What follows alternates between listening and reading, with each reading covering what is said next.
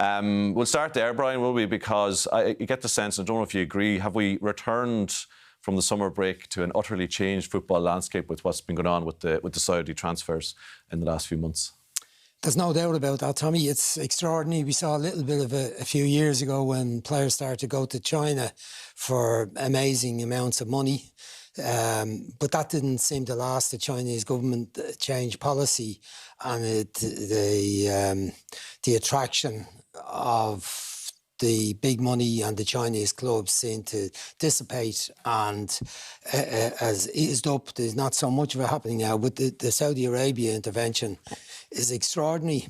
I think it's fairly obscene, the amount of money that's been offered to players and some managers also to go there and work. It's an extreme form of sports washing without any shadow of a doubt.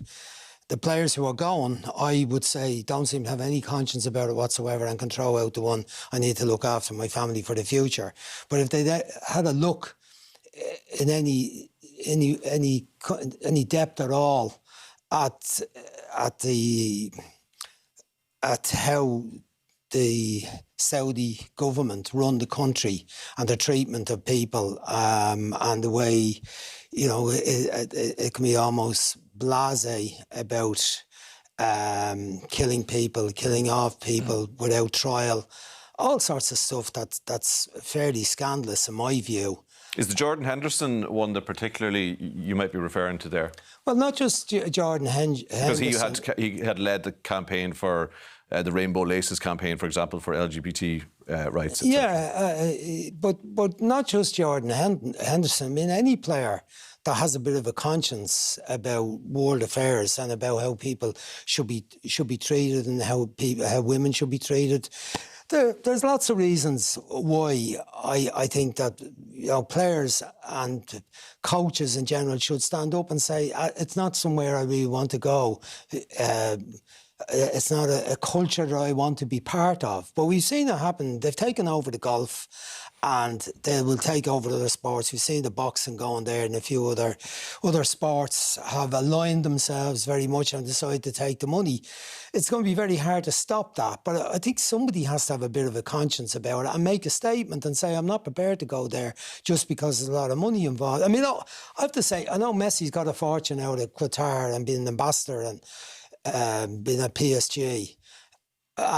But at least he didn't go there. But he's a tourism ambassador for the Saudis as well. I understand that, but he didn't go to play there. And said he's got a fortune of money from I would say, not the nicest of places. But I was pleased that he didn't go to play football there in the end, because I think the players who go to play football, I know there's going to be a lot more media attention, and the matches, I see reports on matches now all of a sudden of teams that I've never had much interest in before. I'm not going to have an awful lot of interest now in them, I have to say, Tommy, because a lot of British-based players have gone there, players that were playing the Premier League. It's not going to attract me to watch the matches because Ronaldo went and now he's been followed by, up until now there's been mostly ageing players who their prime was gone, but they are, without doubt, they're going on the road where they're going to attract better players and some of the top stars, and there's no doubt that the landscape has changed. What do you think, Richard? I mean, can you see many millions of reasons why these guys are going there?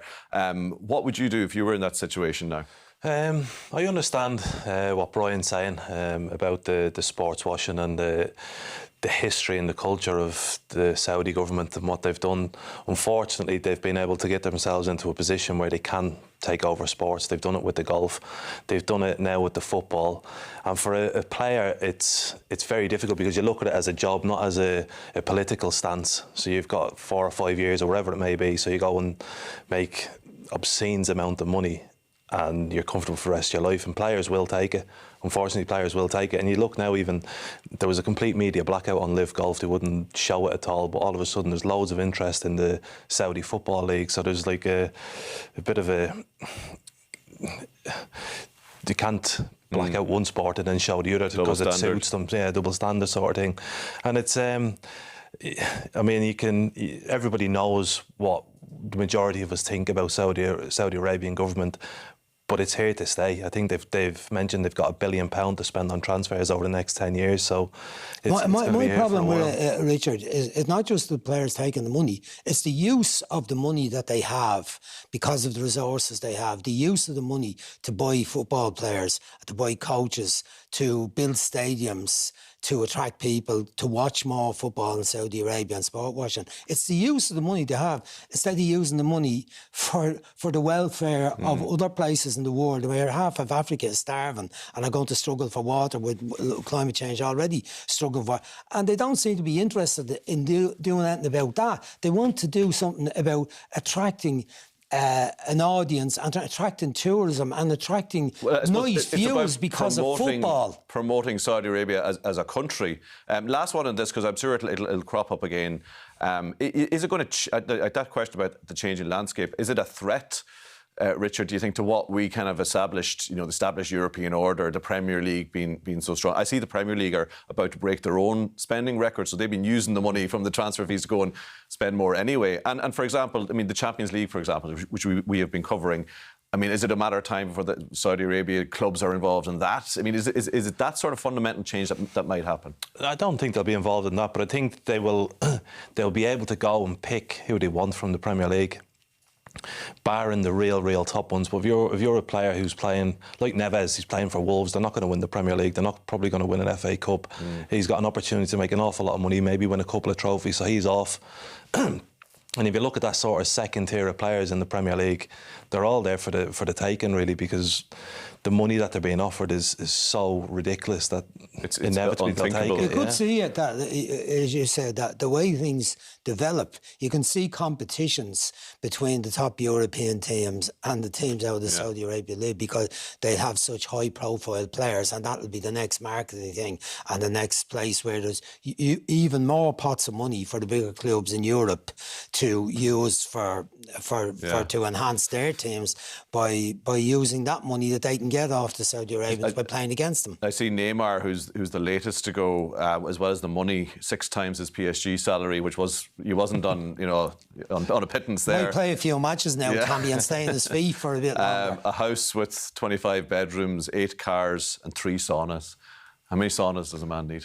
I don't know. That's the question. How many millions does a man need? Indeed.